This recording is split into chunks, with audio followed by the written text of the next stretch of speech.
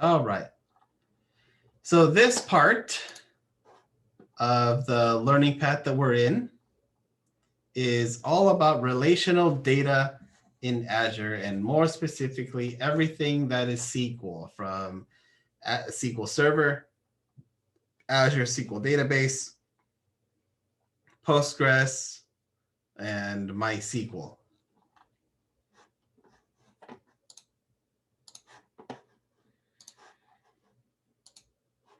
A quick refresh of the three as a services that we're using SQL in.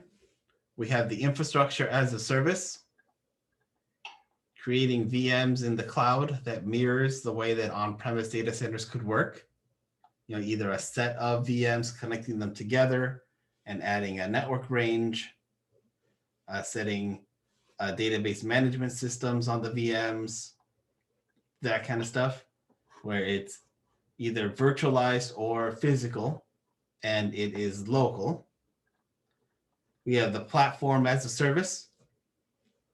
Instead of making virtual infrastructure, installing and managing the database ourselves, platform as a service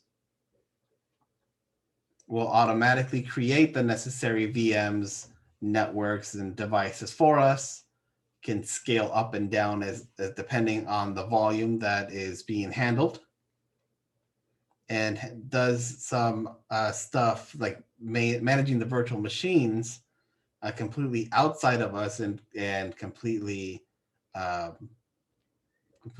automatically managed. Software as a service is the last one, and it just handles software packages that are necessary to install and run. Everything else is handled by the cloud, and we don't have to worry about how many VMs are running or how many sets or what's installed. The entire system is completely managed.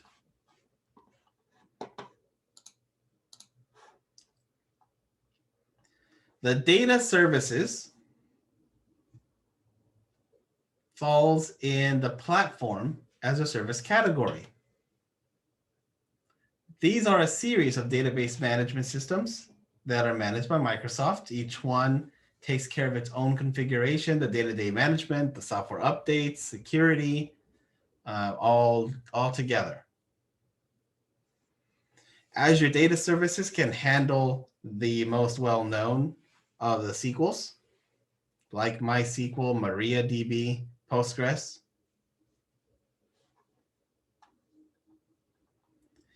The Azure Data Services will reduce the amount of time you need to invest and administer the database management service.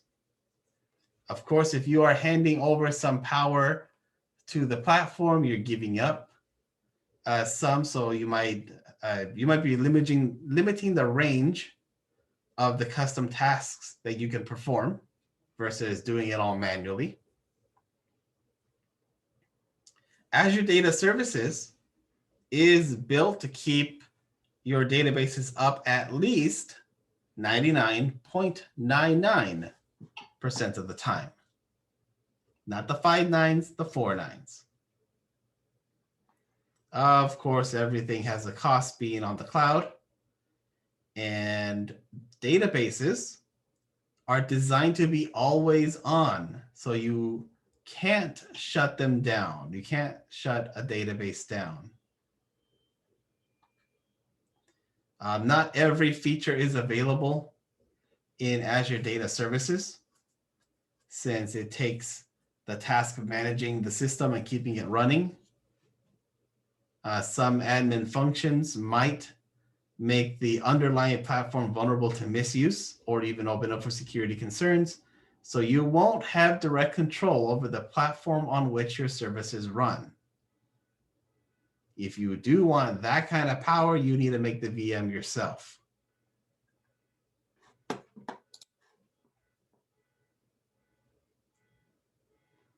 So again, the Azure SQL or the Azure Data Services functions at the platform level, where you have minimal admin effort and it costs less to run, but you lose a lot of freedom to build custom setups.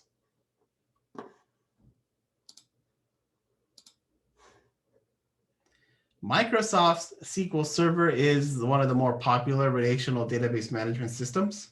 It has been around for quite some time. So of course, you can use a full version of SQL Server in the cloud without having to manage the hardware.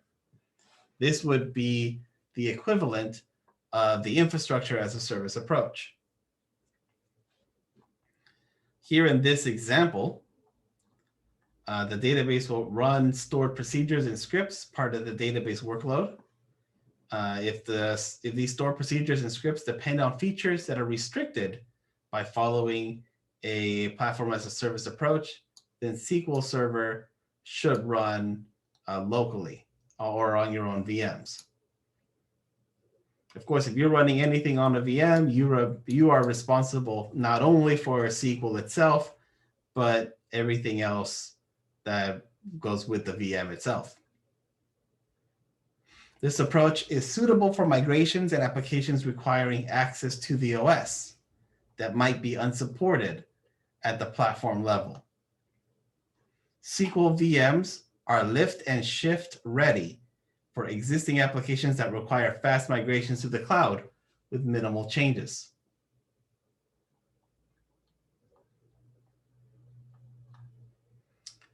Like I say, so this approach can work to get something from local up to the cloud. You can use SQL Server and virtual machine to develop and test traditional applications. And then you can build a bridge essentially up to the cloud.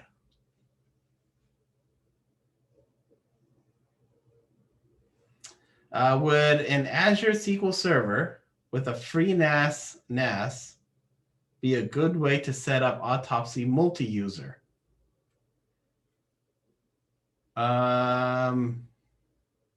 Maybe.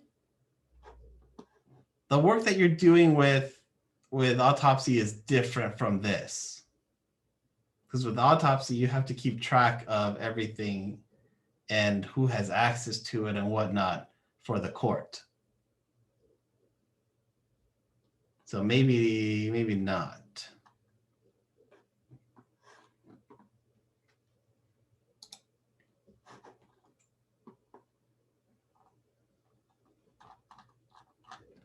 Did I miss an item?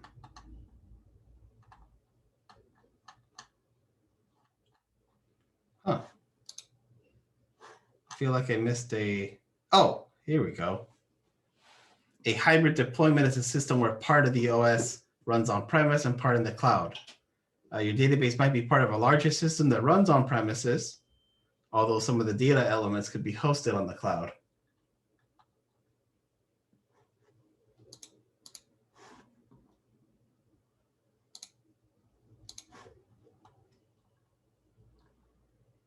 So your Azure SQL Database has three main options. You have the single database shown here, Elastic Pool, and Managed Instance.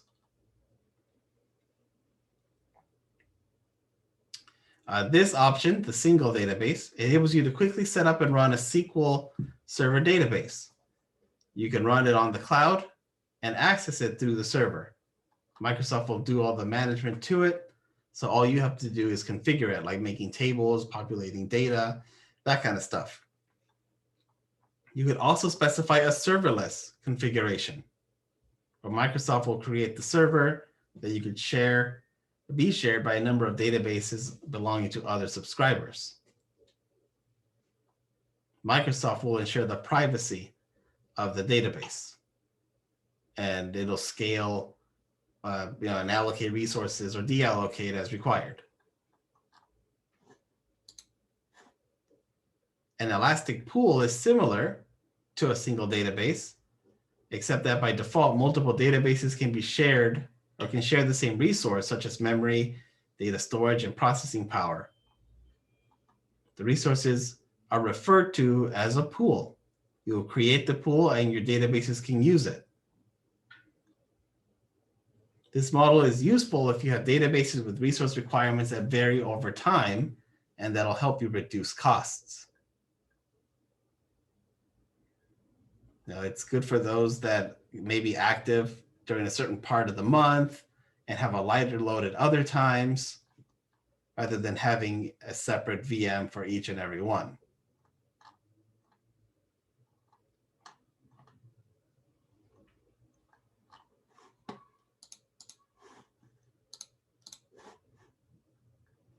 Your managed instance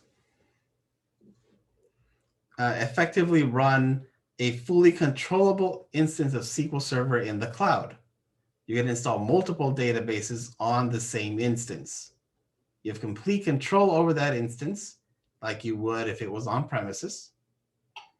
It automates backups, software patching, database monitoring, and other general tasks, but you have complete control over security and resource allocations.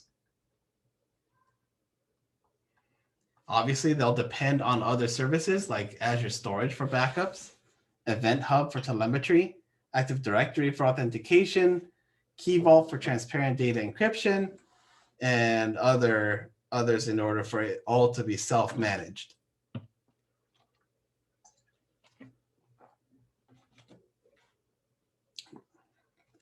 Everything is encrypted with certificates. If any certificates get revoked, then that instance will close those connections to protect the data. So pretty cool. Kind of like your middle solution of having full power and does it all.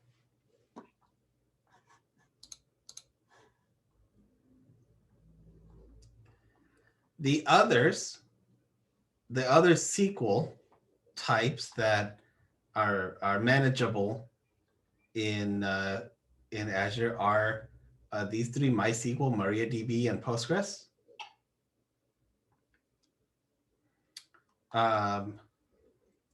MySQL is typically used in a LAMP stack with Linux, Apache, and PHP.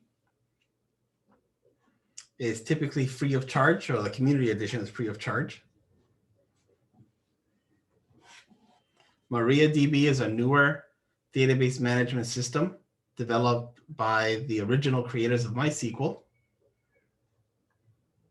It has compatibility with Oracle.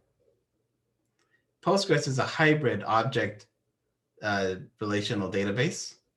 You can store data in relational tables, but a Postgres database also enables you to store custom data types with their non-relational properties. Postgres also has its own query language called PGSQL.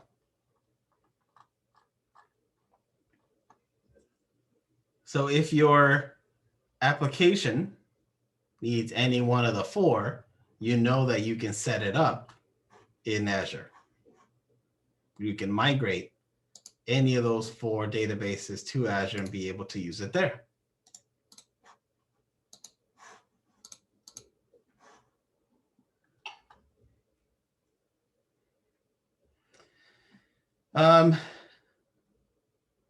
Yes, in reality, in the real world, you wouldn't want to use Autopsy in the cloud for security reasons unless you have everything completely locked down and nobody other than the forensics investigators can access it.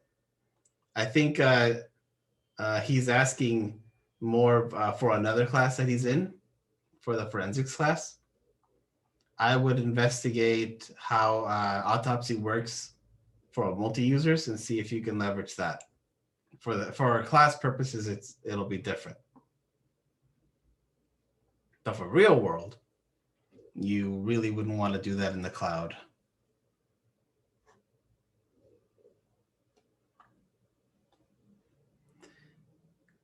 Our next section, which is actually 2 of 3, is exploring provisioning and deploying relational databases.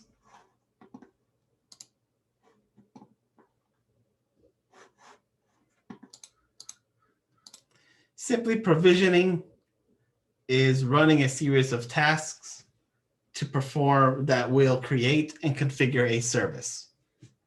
So setting up things like disk usage, memory, CPU, network, and so on that are required to run the service. They'll get assigned and remain allocated until you delete the service. There are a number of ways that you can provision. You can start through the Azure portal. You could use CLI. You can use PowerShell and resource manager templates as you build them, the JSON files.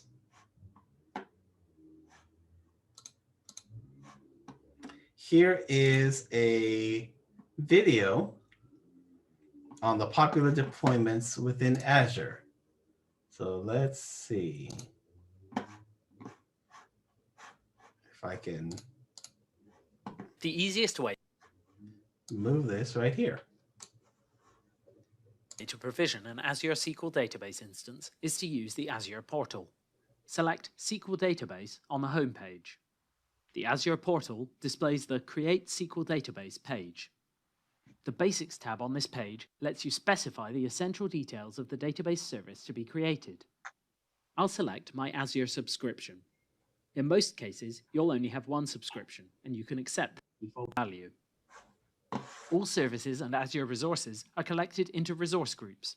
A resource group enables bundle related items together. For example, you might create a separate resource group for the resources of each project on which you're working. If you haven't yet created a resource group, select Create New to build one and give it a name.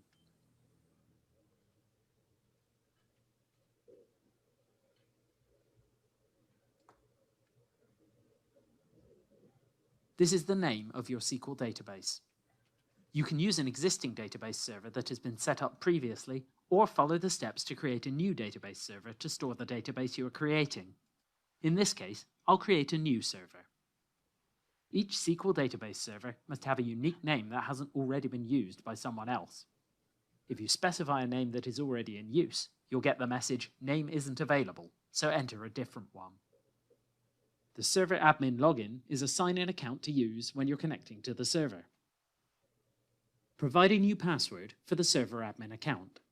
It must contain from 8 to 128 characters. The location is the geographical region where the resources for your server will be created. You should select the region that is nearest to you if you're in the process of developing a new application, or the region nearest to your users if you're deploying an existing application. Click OK when you're done. Elastic pools provide a simple and cost-effective solution for managing the performance of multiple databases within a fixed budget. An elastic pool provides compute and storage resources shared between all the databases it contains. Databases within a pool only use the resources they need when they need them, within configurable limits. The price of a pool is based only on the amount of resources configured and is independent of the number of databases it contains. I don't need an elastic pool, so I'll select No to this option. This is the compute, storage, and backup configuration for your new server. I'll click Configure Database to change them. On the Configure page, I can specify a SQL service tier and performance level that best fits my application's needs. The service tier includes the compute generation, vCore, storage, and backup retention period. I'll stick with the standard service tier and click Apply. At this point, I can select Review and Create to review the configuration. I'll select Create to provision the server and database. Provisioning will take a few minutes.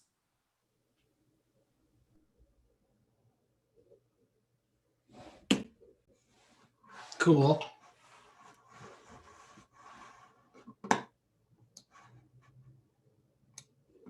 Who doesn't like a straightforward wizard?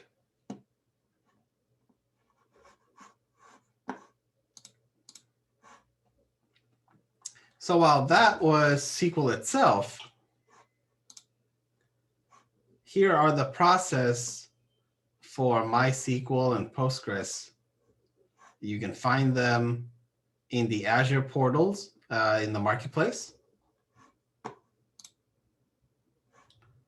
Then it'll ask you, how are you planning to use the service?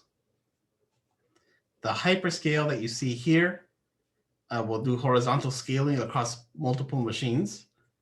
It'll parallelize the queries across the multiple servers and has a multi-tenant application support, along with real-time analytics, high throughput, transactional workloads. You'll get a similar summary of what you're doing, kind of like the video showed.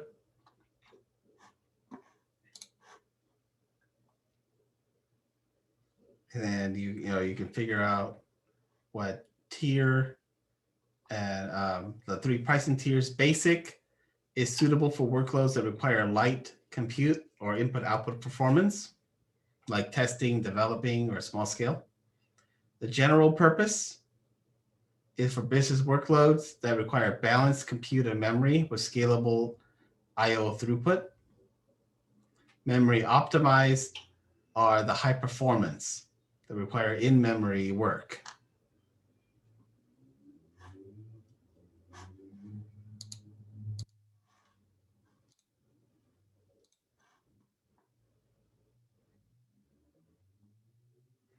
So after you provision the resource, you'll need to have some ways for you to connect to them.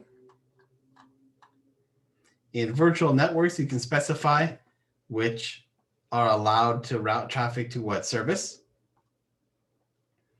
Like when you make a web application, you can add them to a virtual network. If you're connecting the service from an on-prem, then you'll need to make changes in the firewall. Exceptions allows you to enable access to any other services that cannot be uniquely isolated through virtual network or IP address rules. This image is the firewalls and virtual networks page for Azure SQL Database. MySQL and Postgres have the same. You can connect from private endpoints that'll let you connect through what's called the Azure Private Link, using private IP addresses from your virtual network to the physical. You can use Active Directory for authentication. You can also configure access control. Like we said, Azure uses the role-based access control, and you can totally configure that in the access control section for the resource. Apart from authentication and authorization, there are additional protections that you can implement under advanced data security. Again, you'll get a similar thing for Postgres and MySQL, but this will be your one-stop shop to see any threats, threat protection and assessments to your infrastructure.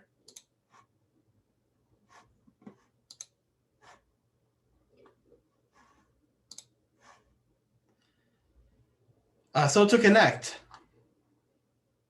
the first place that we can connect is, of course, within Azure from one service to another.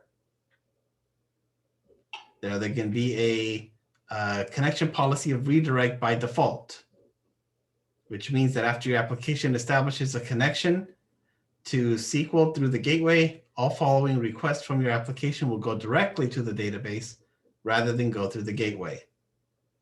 If it fails, it'll have to reconnect through the gateway.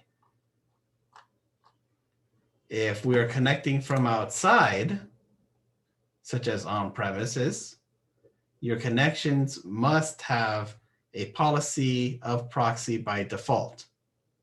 A policy of proxy means the connection is established via the gateway, and all subsequent requests flow through the gateway. Each request could potentially be serviced by a different database in the cluster.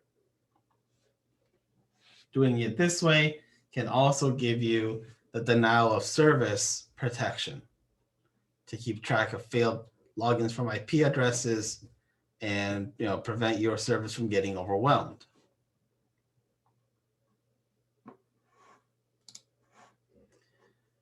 When you create an Azure database for Postgres, you'll have a default database named Postgres created. To connect to it, you'll need the full server name and admin sign-ins, which you can find in the overview. And then you'll have another place in the server parameters to set all kinds of fine-tuning setups for your database. There is also read replicas, where you can set up read-only servers that will replicate from the master up to 5 replicas. They are updated asynchronously so that you have more places for read-intensive workloads. Instead of hitting one database, they can read any of the others.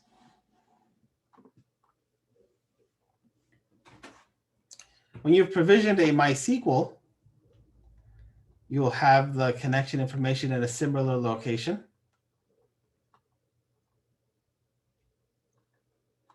The server parameters are just the same as Postgres, and the read replicas as well.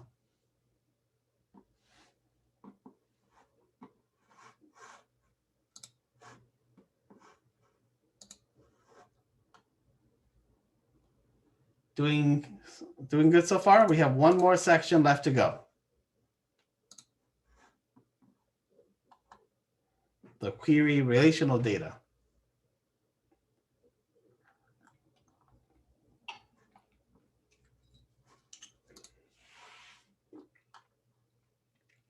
Okay, I see no questions. Now this first part, if you are unfamiliar with SQL, may I suggest going to SQL Bolt. It is a free site. You don't even have to make an account. You'll learn in the browser how SQL works, how to implement commands to get information. You have a hands-on place to learn SQL, which is obviously necessary if you're going to be interacting with it and using it. So if you don't have that understanding, and you don't have to be an expert in it, just have an understanding of how it works, how to issue commands and whatnot, that's the perfect site to go, sqlbolt.com.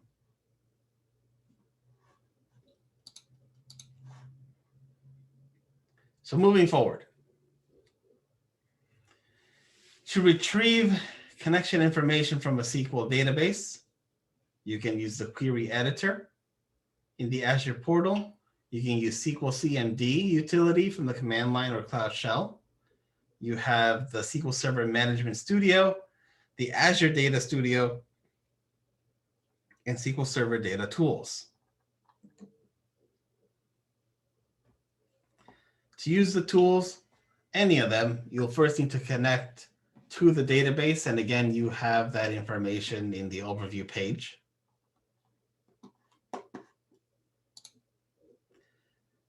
To use Azure Portal to query a database, you'll be prompted for credentials, of course. Well, you can set the authorization type to SQL Server authentication and use your username and password, or use Active Directory if you have that set up. You'll be able to enter your query in the query pane and hit Run to execute. Any rows that return will appear in the results page. The messages pane displays information such as the number of rows returned or any errors. And you can do things like insert, update, delete, create, drop, all that kind of stuff. SQL CMD, you can run within Cloud Shell. You'll specify parameters, of course, like your credentials. If you are successful, you'll get a 1 greater than prompt, and then you'll be able to do whatever you want. line by line and run stuff. The Data Studio is a graphical utility for creating and running SQL queries from your desktop. The first time you run it, you'll get a welcome page, and then you can disable that if you want. You'll create a connection with adding information like the server, your authentication, username and password, that kind of stuff. You'll connect to it. Once you have successfully connected, you'll see your server on the list. And on the connections page, you can make a new query and run scripts on there. For example, like if you had this to run, you would throw it in there and run it and see the results.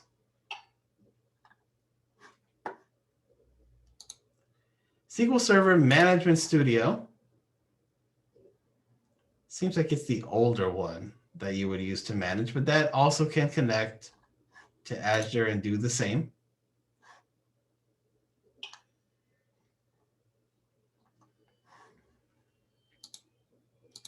You can also use tools in Visual Studio.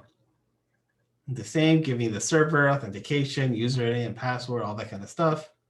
Once you're in, you'll be able to open a query, submit your query, and hit run, and it'll run on the cloud.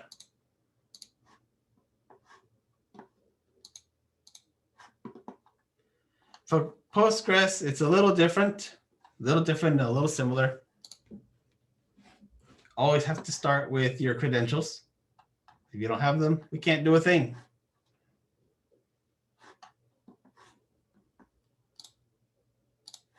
You can use psql. Here's just an example of a command that you could use. Once you're in, you'll get Postgres =, and then you can input commands and see them, run. A command to quit, if you get stuck, is the /q. You can use Azure Data Studio.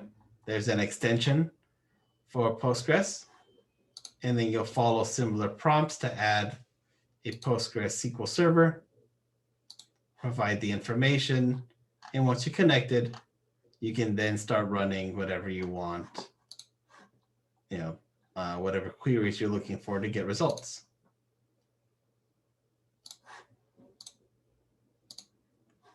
Similarly, MySQL, always have to start with your creds. In the MySQL Workbench, that's something you can download and install. There's a connect to database, and you can connect to that cloud system. Once you're in, you can slap in a query that you're looking for or actions that you're looking for and have them run. Pretty easy and straightforward that you have multiple ways to interact with your database. Well, whether it's SQL, MySQL, Postgres, all built in the cloud, and a lot of the Microsoft products already can interact with them. Any questions?